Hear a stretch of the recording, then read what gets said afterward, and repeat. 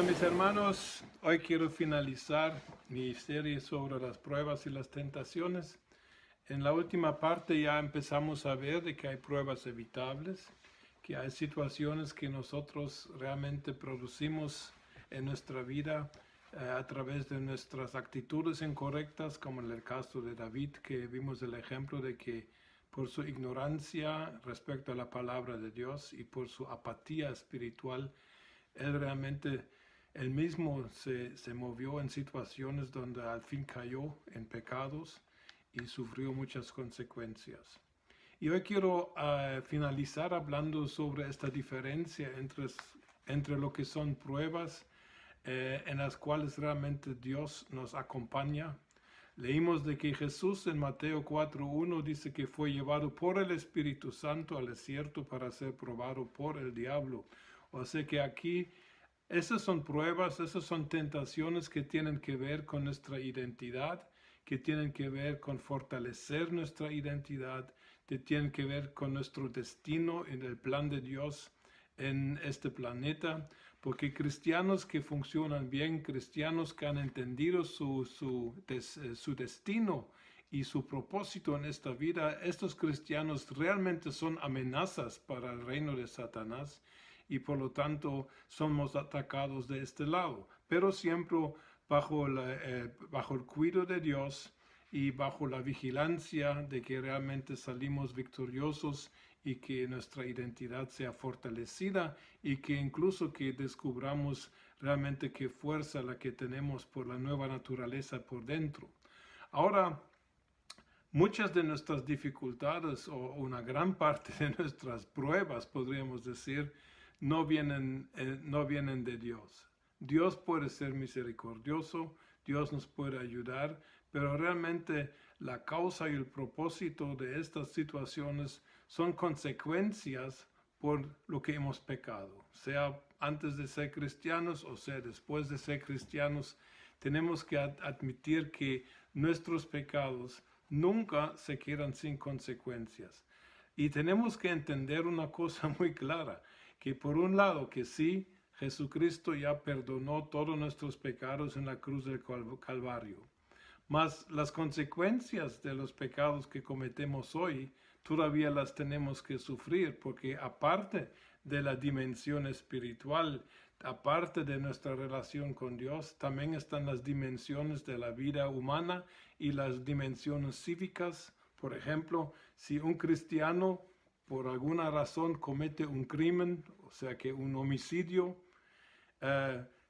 este cristiano, y hay ejemplos de hombres de Dios que mataron en la Biblia, podemos conseguir perdón de Dios. Incluso podemos conseguir el perdón de hombres. Pero las consecuencias, por ejemplo, de un homicidio, en nuestro tiempo sería, esta persona tendrá que irse a la cárcel, a pesar de que por Dios es perdonado, a pesar de que por los hombres afectados sea perdonado.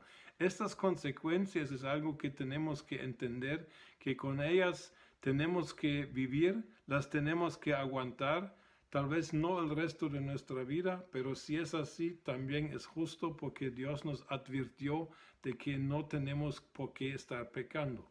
Dios nos dio todo en nuestro ser, en nuestro nuevo nacimiento, en nuestra naturaleza. Él nos hizo completamente perfectos para no pecar. La Biblia dice que tenemos la simiente de Dios dentro de nosotros y que esta simiente, esta genética, esta ADN divina que según 1 Juan 3:9 tenemos por dentro, que esta no puede pecar. Si nosotros decidimos vivir en la nueva naturaleza, el pecado no debería ser un gran tema en nuestra vida. Mas, sin embargo, estamos advertidos de que si decidimos pecar, no es porque tenemos que hacerlo, sino porque decidimos pecar, habrá consecuencias. Quiero explicar una cosita aquí que a veces se confunde respecto a la Iglesia Católica. La Iglesia Católica realmente descubrió un tema muy interesante, pero lo resolvió, a mi parecer, que no bíblicamente. Y ese es el famoso purgatorio.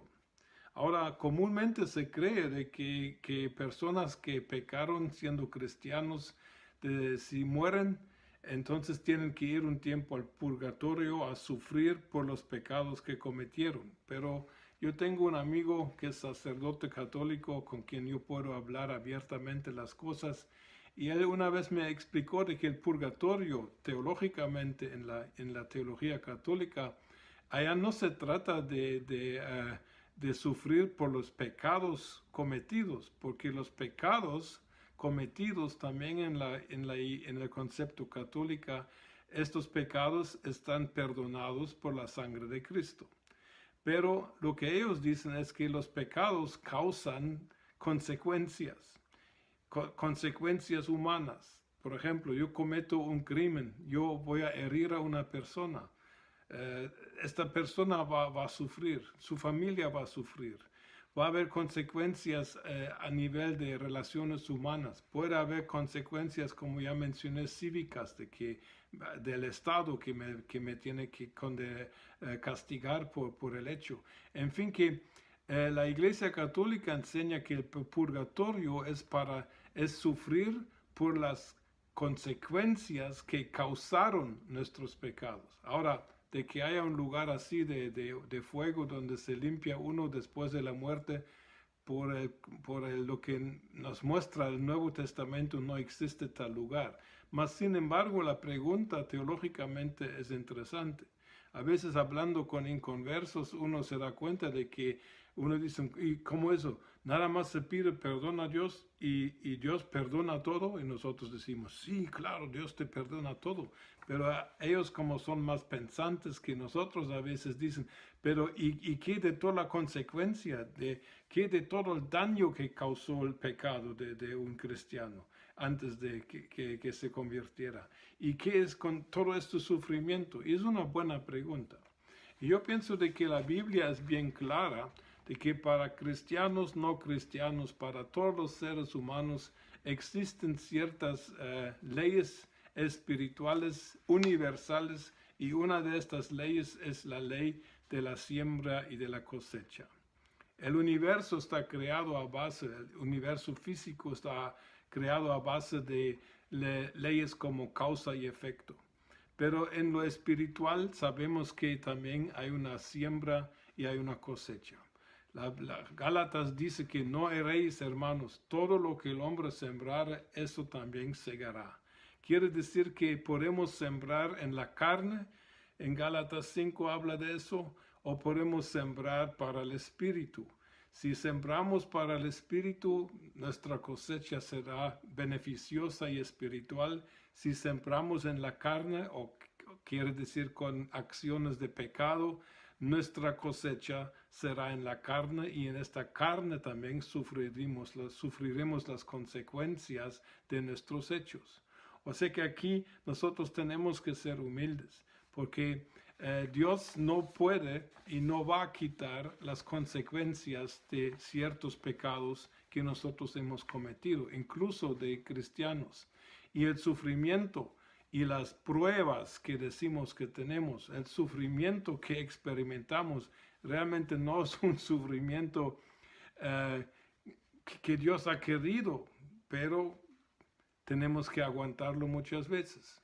Digamos, si somos infieles y hay divorcios, hay niños que crecen sin papá o sin mamá, todo esto causa sufrimiento humano sin fin, y no es la voluntad de Dios. Dios puede ayudar y Dios va a ayudar, Dios puede dar gracia, mas sin embargo hay situaciones que sencillamente tenemos que, con toda humildad del caso, aceptar como consecuencias por nuestras malas decisiones, y aquí nada más podemos pedir a Dios que nos dé la fuerza de soportar estas consecuencias. Lo que nos debería enseñar es lo siguiente: nos debería enseñar a ya no pecar más.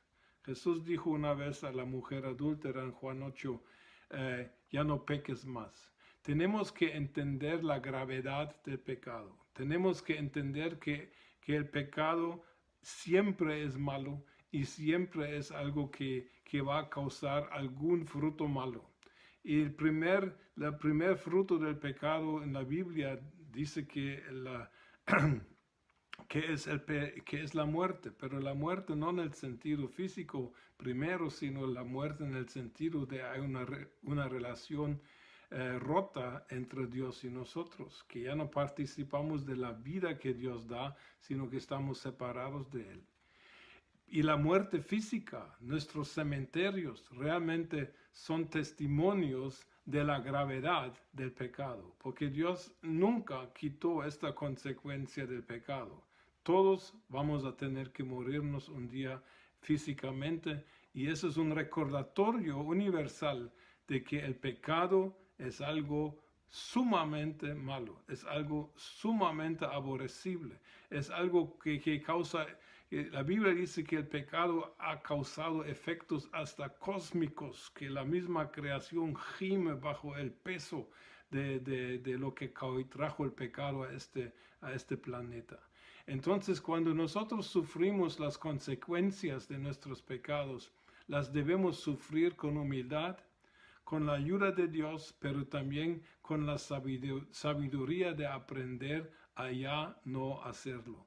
Nos debería enseñar el temor a Dios, y el temor de Dios es un tema en el Nuevo Testamento. La enseñanza y la doctrina de la gracia nunca anuló la enseñanza sobre el temor a Dios. Está en el Nuevo Testamento, hermanos. Y el temor a Dios nos hace bien, porque el temor a Dios nos ayuda a evitar el mal. El temor a Dios nos ayuda a respetar la creación, nos ayuda a reconocer de que sí hay consecuencias y que esas son consecuencias justas. Pueden limpiar nuestros caminos, pero tenemos que estar sinceros de que nuestras malas acciones, igual como una siembra, van a causar cosechas. Ahora, lo bueno en respecto a cosecha y siembra es lo siguiente. Cuando dejamos de sembrar mal, también vamos a dejar de cosechar las consecuencias malas. Y cuando empezamos a sembrar el bien y hacer el bien más consistentemente, también la expectativa, la esperanza viva es de que vamos a estar cosechando el bien. Así que por eso Gálatas dice que no nos debemos nunca cansar de hacer el bien, primeramente a los de la casa de Dios, pero en general. ¿Por qué? Porque haciéndole bien vamos a estar cosechando también cosas buenas. En lo que son nuestras pruebas, entonces tengo que resumirlo de esta manera. Muchas de nuestras situaciones difíciles que sufrimos a nivel de todo pueden ser consecuencias de pecados que hemos cometido. Y allá debemos saber la diferencia. Debemos pedir a Dios, si no lo hemos hecho, perdón, pedir perdón a las personas involucradas y luego aceptar de parte de Dios ciertas consecuencias con toda humildad, esperando en su misericordia. Si Dios puede quitar las consecuencias, pero no las tiene que quitar, porque hay una ley establecida. Lo que el hombre sembrare, eso también segará. Quiero concluir entonces aquí este tema de las pruebas y tentaciones, y espero que nos haya ayudado a ampliar nuestra mente de ver de que Dios puede usar estas situaciones para que nosotros le podamos conocer mejor a Él y también que nos podamos conocer mejor a nosotros mismos. Que Dios los bendiga. Saludos. Hasta la próxima.